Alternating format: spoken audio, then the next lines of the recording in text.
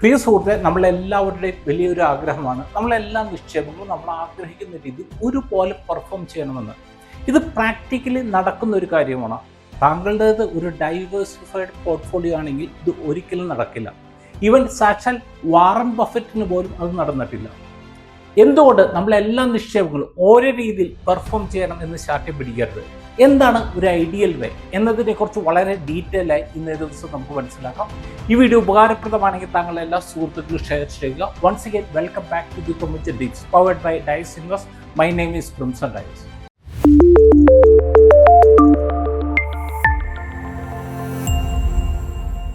തുമ്മിച്ച tips എന്ന financial video ബ്ലോഗിന്റെ പുതിയ എപ്പിസോഡുമായി നിങ്ങളുടെ മുമ്പിൽ വരുവാൻ എന്നെ അനുവദിച്ച ദൈവത്തിന് നന്ദി. 2013 വാറൻ ബഫറ്റ് അദ്ദേഹത്തിന്റെ ഷെയർ ഹോൾഡിംഗ് മീറ്റിംഗിന് ശേഷം നടന്ന ഒരു സംഭാഷണത്തിൽ അദ്ദേഹം പറഞ്ഞൊരു കാര്യമുണ്ട്. ഇപ്പൊ അദ്ദേഹത്തിന്റെ കമ്പനി ഏകദേശം 400-ലധികം വ്യത്യസ്ത കമ്പനികളിൽ നിക്ഷേപം നടത്തിയിട്ടുണ്ട്. എന്നാൽ അദ്ദേഹത്തിന്റെ മൊത്തം ലാഭത്തിന്റെ ഏകദേശം മേജർ പോർഷനും കോൺട്രിബ്യൂട്ട് ചെയ്യുന്നത് വെറും 10 കമ്പനികളിൽ നിന്ന് മാത്രമാണ്.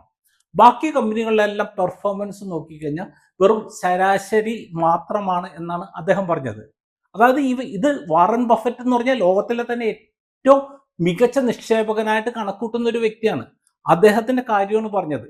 ഇനി മ്യൂച്വൽ ഫണ്ടിലേക്ക് വരുന്ന സമയത്ത് ഇപ്പൊ നമുക്കറിയാം, മ്യൂച്വൽ ഫണ്ടുകളിൽ ഫണ്ട് മാനേജറായിട്ട് വരുന്നത് ഇന്ന് ഇന്ത്യയിൽ ഫണ്ട് മാനേജ് ചെയ്യാൻ കപ്പാസിറ്റിയുള്ള ആൾക്കാർ ഏറ്റവും മികച്ച ആൾക്കാരാണ്. അവരെ സപ്പോർട്ട് ചെയ്യാൻ വേണ്ടി ഇപ്പൊ അനലിറ്റിക്കൽ ഇതുപോലെയുള്ള കുറെ ടൂൾസുകളും കുറെ ആൾക്കാരും ഉണ്ട്. അപ്പൊ ഓരോ കമ്പനികളെ കുറിച്ചും വളരെ ഡീറ്റെയിൽ ആയിട്ട് പഠിച്ച് കുറെ ഫിൽറ്ററിങ് ചെയ്തതിന് ശേഷമാണ് ഒരു ഫണ്ടിലേക്ക് ഇവർ ഫണ്ടുകളെല്ലാം ആഡ് ചെയ്യുന്നത്. ഇപ്പൊ നമ്മൾ നോക്കിക്കഴിഞ്ഞാൽ ഇപ്പൊ നോർമൽ സിറ്റുവേഷനിൽ ഇപ്പൊ ഒരു ഫണ്ടിൽ ഇപ്പൊ ഒരു 40 അല്ലെങ്കിൽ 50 കമ്പനികളിൽ അവർ ഇൻവെസ്റ്റ് ചെയ്യുന്നു എന്ന് വിചാരിച്ചു. ഇപ്പൊ സാധാരണ രീതിയിൽ നമുക്ക് എല്ലാവർക്കും അറിയാവുന്ന ഒരു കാര്യമാണ് ഇപ്പൊ 80-20 പ്രിൻസിപ്പിൾ. 80-20 പ്രിൻസിപ്പിൾ എന്താണ്? 80-20 പ്രിൻസിപ്പിൾ 80% റിസൾട്ട് തരുന്നത് 20% വ്യക്തികളിൽ നിന്നോ അല്ലെങ്കിൽ 20% ഫണ്ടുകളിൽ നിന്നോ. ഇനി 20% റിട്ടേൺ കിട്ടുന്നത് ബാക്കി 80% വ്യക്തികളിൽ നിന്നോ ഫണ്ടുകളിൽ നിന്നോ. ഈ ഒരു പ്രിൻസിപ്പിൾ ആക്ച്വൽ നമ്മൾ നോക്കിക്കഴിഞ്ഞ് കഴിഞ്ഞാൽ ഈ പറഞ്ഞ ഫണ്ട് ഓരോ ഫണ്ടിന്റെ പോർട്ട്ഫോളിയോ നോക്കിക്കഴിഞ്ഞ് കഴിഞ്ഞാൽ അതിലും നമുക്ക് കാണാൻ സാധിക്കും. അതായത് 80% റിട്ടേൺസും ജനറേറ്റ് ചെയ്യുന്നത് വെറും 20% ഷെയറുകളിൽ നിന്നായിരിക്കും. അതായത് ഇപ്പൊ നമ്മൾ നോക്കിക്കഴിഞ്ഞാൽ സപ്പോസ് ഇപ്പൊ ഒരു 50 കമ്പനികളിൽ ഇപ്പൊ ഒരു മ്യൂച്വൽ ഫണ്ടിന്റെ പോർട്ട്ഫോളിയോയിലുണ്ടെങ്കിൽ അതിൽ ഇപ്പൊ 20% എന്ന് പറഞ്ഞാൽ 10 കമ്പനികളായിരിക്കും ഈ 80% റിട്ടേൺസ് ജനറേറ്റ് ചെയ്യുന്നത്. ബാക്കി വരുന്ന 40 കമ്പനികളിൽ നിന്നും വെറും 20% റിട്ടേൺസ് ആയിരിക്കും ജനറേറ്റ് ചെയ്തിരിക്കുന്നത്. ഇത് നോർമൽ സിറ്റുവേഷനിൽ ഇപ്പൊ മ്യൂച്വൽ ഫണ്ടിൽ മാത്രമല്ല, നമ്മൾ ഇപ്പൊ എന്റെ കസ്റ്റമേഴ്സ് നോക്കിക്കഴിഞ്ഞാലും എൻ്റെ എംപ്ലോയീസ് നോക്കിക്കഴിഞ്ഞാലും അല്ലെന്നുണ്ടെങ്കിൽ നമ്മൾ ലോകമെമ്പാടുമുള്ള എല്ലാ സംഭവവും നോക്കിക്കഴിഞ്ഞാലും നമുക്ക് കാണാവുന്ന ഒരു ജനറൽ ആയിട്ടുള്ള ഒരു പ്രിൻസിപ്പിളാണ് ഈ 80-20 പ്രിൻസിപ്പിൾ.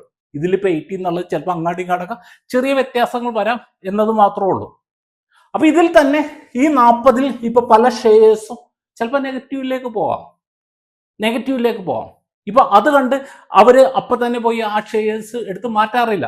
കാരണം എന്താണെന്ന് വെച്ച് കഴിഞ്ഞാൽ ഇന്നിപ്പോ ചിലപ്പോൾ ടോപ്പ് പെർഫോമർ ലെവലിൽ നിൽക്കുന്ന ഒരു സ്റ്റോക്ക് നാളെ അത് ബോട്ടം ലെവലിലേക്ക് പോകാം. ഇന്ന് ബോട്ടം ലെവലിൽ നിൽക്കുന്ന ഒരു സ്റ്റോക്ക് നാളെ അത് ടോപ്പ് പെർഫോമൻസിലേക്ക് വരാം. കാരണം അതുപോലെയുള്ള പല റിസർച്ചും പല കാര്യങ്ങളിലെല്ലാം ചെയ്തതിന് ശേഷമാണ് അവര് ഈ സ്റ്റോക്കുകളെല്ലാം ആഡ് ചെയ്യുന്നത്. പക്ഷെ എന്നിട്ട് പോലും അവർക്കും ഈ പറഞ്ഞ രീതിയിൽ അവരുദ്ദേശിച്ച രീതിയിൽ എല്ലാ സ്റ്റോക്കുകളും ഓരോ രീതിയിൽ പെർഫോം ചെയ്യാറില്ല. ഇതുപോലെ തന്നെ നമ്മളൊരു മ്യൂച്വൽ ഫണ്ട് പോർട്ട്ഫോളിയോ എല്ലാം നമ്മൾ ക്രിയേറ്റ് ചെയ്യുന്ന സമയത്ത് ഇപ്പൊ നമുക്ക് സാധാരണ രീതിയിൽ ഇപ്പൊ നമുക്ക് ഇക്വിറ്റി ഓറിയന്റഡ് ആയിട്ടുള്ള ഫണ്ടുകൾ, ഇപ്പൊ large cap, mid cap, small cap, ഈ തരത്തിലുള്ള ഡിഫറെന്റ് ക്യാപ്പുകളുണ്ടാവും. ഇനി ഹൈബ്രിഡ് ഫണ്ടുകൾ നോക്കിക്കഴിഞ്ഞ് കഴിഞ്ഞാൽ multi asset, balance advantage fund, അങ്ങനത്തെ ഉള്ള പല കാറ്റഗറിയും വരാം. ഇനി ഡെറ്റ് ഫണ്ടുകളുടെ ഒരു സംഭവം നോക്കിക്കഴിഞ്ഞ് കഴിഞ്ഞാൽ അതിൽ പല ഡെറ്റ് ഫണ്ടുകൾ വരാം. പിന്നെ ഗോൾഡ് പോലെയുള്ള പല അസറ്റ് ക്ലാസ്സുകൾ വരാം. അപ്പൊ ഇവിടെ ലാർജ് ക്യാപ്പ് എന്ന് പറഞ്ഞു കഴിഞ്ഞാൽ ഇന്ത്യയിലെ ഏറ്റവും ടോപ്പ് ആയിട്ടുള്ള 100 കമ്പനികൾ ഇൻവെസ്റ്റ് ചെയ്യുന്നത്. മിഡ് ക്യാപ്പ് എന്ന് പറഞ്ഞു കഴിഞ്ഞാൽ 101 തുടങ്ങി 250 വരെയുള്ള കമ്പനികൾ. സ്മോൾ ക്യാപ്പ് എന്ന് പറഞ്ഞാൽ 250 തുടങ്ങി 500 വരെയുള്ള കമ്പനികൾ. ഇപ്പൊ ഇവിടെ മൾട്ടി അസറ്റ് എന്ന് പറഞ്ഞാൽ ഡിഫറെന്റ് ആയിട്ടുള്ള പല അസറ്റുകളിലും ഇൻവെസ്റ്റ് ചെയ്യുന്നത്. ഇപ്പൊ ബാഫ് എന്ന് പറഞ്ഞു കഴിഞ്ഞാൽ ഇപ്പൊ 0 to 100% വരെ വേണം ഇക്വിറ്റിയിലേക്കോ ഡെറ്റിലേക്കോ റീ അഡ്ജസ്റ്റ് ചെയ്യാവുന്ന ഫണ്ടുകൾ. അപ്പൊ ഇതുപോലെ നമ്മൾ നോക്കിക്കഴിഞ്ഞാൽ ഡിഫറെന്റ് കാറ്റഗറി ആയിട്ടുള്ള ഒരു പോർട്ട്ഫോളിയോ ആയിരിക്കും സാധാരണ രീതിയിൽ ഈ മ്യൂച്വൽ ഫണ്ടിനെ കുറിച്ച് അറിയാവുന്ന ആൾക്കാരെല്ലാവരും ക്രിയേറ്റ് ചെയ്യുന്നത്. അപ്പൊ ഇവിടെ നമ്മൾ നോക്കിക്കഴിഞ്ഞ് കഴിഞ്ഞാൽ ഇപ്പൊ ഇതിൽ ചിലപ്പോൾ ലാർജ് ക്യാപ്പ്, ചില സമയങ്ങളിൽ ലാർജ് ക്യാപ്പ് സ്റ്റോക്കുകളായിരിക്കും ചിലപ്പോൾ പെർഫോം ചെയ്യുന്നത്. മിഡ് ക്യാപ്പ് സ്മോൾ ക്യാപ്പ് ഒക്കെ താഴെ കിടക്കും. അപ്പൊ ഇത് കണ്ട് ഞാനിപ്പോ മിഡ് ക്യാപ്പിലുള്ള എന്റെ ഫണ്ടുകൾ വിഡ്രോ ചെയ്ത് ലാർജ് ക്യാപ്പിലേക്ക് മാറ്റി കഴിഞ്ഞ് കഴിഞ്ഞാൽ അടുത്ത വർഷം ചിലപ്പോൾ മിഡ് ക്യാപ്പ് സ്മോൾ ക്യാപ്പ് ആയിരിക്കും. ഇവിടെ നമ്മളിപ്പോ നോക്കിക്കഴിഞ്ഞാൽ ഗോൾഡിന്റെ കാര്യം, ഈ ഗോൾഡും സ്റ്റോക്കും നമ്മൾ നോക്കിക്കഴിഞ്ഞാൽ ഓൾമോസ്റ്റ് നമ്മൾ നോക്കി നേരെ ഓപ്പോസിറ്റ് ഡയറക്ഷനിൽ യാത്ര ചെയ്യുന്ന സംഭവങ്ങളാണ്. അതായത് ഇപ്പൊ ഒരു രാജ്യത്തിന്റെ എക്കണോമി വളരെ നല്ല രീതിയിൽ പോകുന്നു, ആ സമയത്ത് ഇവിടുത്തെ സ്റ്റോക്കുകൾ മുകളിലേക്ക് പോകും.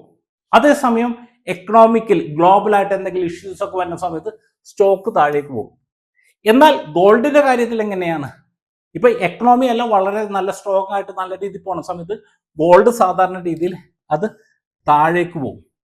അതേസമയം ഇപ്പൊ ഗ്ലോബലായിട്ട് കുറെ ഇഷ്യൂസ്, വാർസ്, ഈ പറഞ്ഞ പ്രശ്നങ്ങൾ, അങ്ങനത്തെ കുറെ ഇഷ്യൂസ് ഒക്കെ വരുന്ന സമയത്ത് നോർമൽ സിറ്റുവേഷനിൽ ഗോൾഡ് മുകളിലേക്ക് പോകും. അപ്പൊ ഇവിടെ സപ്പോസ് ഇപ്പൊ താങ്കളുടെ ഒരു പോർട്ട്ഫോളിയോ നോക്കുന്ന സമയത്ത് ഇപ്പൊ ഒരു 100 രൂപ ഗോൾഡിലും 100 രൂപ ഇക്വിറ്റിയിലും ഉണ്ടെന്ന് വിചാരിച്ചു. അപ്പൊ ഈ കഴിഞ്ഞ ഒരു വർഷം അല്ലെങ്കിൽ 2 വർഷം നോക്കിക്കഴിഞ്ഞ് കഴിഞ്ഞാൽ ഈ ഗോൾഡിൽ ഇപ്പൊ താങ്കൾക്ക് 35% അല്ലെങ്കിൽ 50%, 60% ഒക്കെ റിട്ടേൺസ് കാണും. പക്ഷെ ഇക്വിറ്റിയിൽ ഇപ്പൊ ചിലപ്പോൾ 0 അല്ലെന്നുണ്ടെങ്കിൽ 5% ഒക്കെ റിട്ടേൺ കാണുള്ളൂ. അപ്പൊ ഇത് കണ്ടിട്ട് ഈ ഒരു ഇൻഡിവിജ്വൽ ലെവലിൽ നമ്മൾ നോക്കിക്കഴിഞ്ഞ് കഴിഞ്ഞാലുള്ള പ്രശ്നം എന്താണെന്ന് വെച്ച് കഴിഞ്ഞാൽ ഇങ്ങനത്തെ കാര്യം നമുക്ക് കാണുന്ന സമയത്ത് ഇതിന്റെ എമൗണ്ട് കൂടി നമുക്ക് ഇവിടെ കൊണ്ടുവന്ന് ഇൻവെസ്റ്റ് ചെയ്യാനുള്ള ടെൻഡൻസി വളരെ കൂടുതലായിരിക്കും. എന്നാൽ അടുത്ത 1 വർഷം 2 വർഷം ഇതിപ്പോ പാസ്റ്റാണ്, പഴയ കാര്യമാണ്. പക്ഷെ അടുത്ത ചിലപ്പോൾ 1 വർഷം 2 വർഷം ഇവിടെ ആയിരിക്കും കൂടുതൽ റിട്ടേൺസ് കിട്ടാൻ പോണത്. അപ്പൊ നമ്മളെ സംബന്ധിച്ച് നമ്മളൊരു പോർട്ട്ഫോളിയോ നമ്മൾ ബിൽഡ് ചെയ്യുന്ന സമയത്ത് നമുക്കൊരു മിക്സഡ് ആയിട്ടുള്ള അതിൽ ഒരു ഇൻഡിവിജ്വൽ ലെവലിലുള്ള റിട്ടേൺസ് നോക്കിക്കഴിഞ്ഞാൽ ഇപ്പൊ മാർക്കറ്റ് എല്ലാം ടോപ്പായിട്ട് പോകുന്ന സമയത്ത് ചിലപ്പോൾ പല ഫണ്ടുകൾ 25%, 30%, 40% ഒക്കെ റിട്ടേൺസ് ഒക്കെ തരും, ഇക്വിറ്റി ഫണ്ടുകളെല്ലാം. ആ സമയത്ത് നിങ്ങളുടെ ഡെറ്റ് തരുന്നത് ഇപ്പൊ 6%, 7% റിട്ടേൺ ആയിരിക്കും. ഇത് കണ്ടു കഴിഞ്ഞിട്ട് ഇപ്പൊ ഡെറ്റിലുള്ള ഫണ്ട് മൊത്തം കൊണ്ടുപോയി അവിടെ ഇക്വിറ്റി കൊണ്ടുപോയിട്ട് കഴിഞ്ഞാലുള്ള പ്രശ്നം എന്താണെന്ന് വെച്ച് കഴിഞ്ഞാൽ ഇപ്പൊ നമുക്കറിയാം കഴിഞ്ഞ 1 വർഷമായിട്ട് മാർക്കറ്റിൽ കറക്ഷൻ മോഡിലാണ്. ഇപ്പൊ 15% മാർക്കറ്റ് ഇടിഞ്ഞു. ഇത് 55%, 60% വരെ ഇടിഞ്ഞ സമയം ഉണ്ടായിരുന്നു.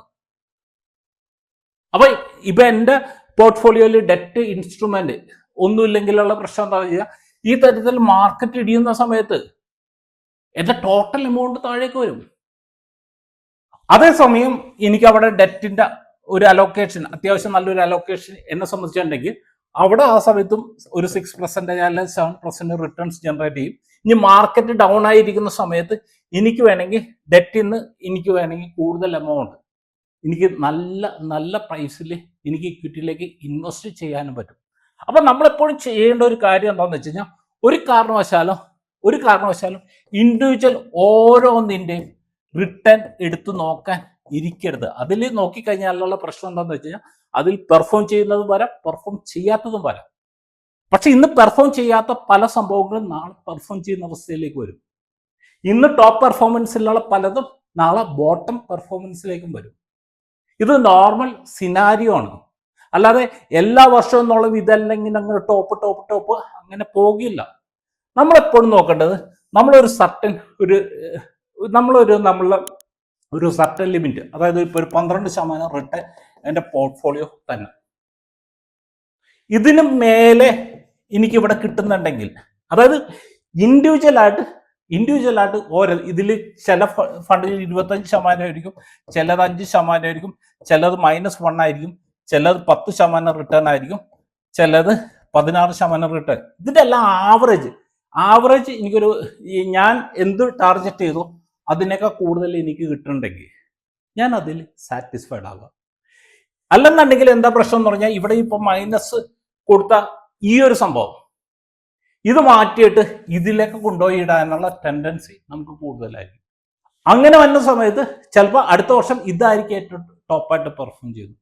അപ്പം നമ്മളെ മൈൻഡിനെ, അതായത് ഓവറോൾ റിട്ടേണിലേക്ക് നമ്മൾ ഫോക്കസ് കൊണ്ടുവരിക എന്നതാണ് നമുക്ക് ചെയ്യാവുന്ന ഒരു കാര്യം. അല്ലാതെ ഇൻഡിവിജ്വൽ ലെവലിൽ ഓരോന്നും ഞാൻ ഉദ്ദേശിച്ച രീതിയിൽ ഇപ്പൊ ഇതെല്ലാം 12, ഇത് 12, ഇത് 12, ഇത് 12, ഇത് 12, ഇത് 12, അങ്ങനെ ഒരു കാരണവശാലും മ്യൂച്വൽ ഫണ്ട് പോലെയുള്ള സംഭവങ്ങളിൽ നിന്ന് നമുക്ക് അങ്ങനെ ആയിരിക്കില്ല റിട്ടേൺസ് കിട്ടുന്നത്.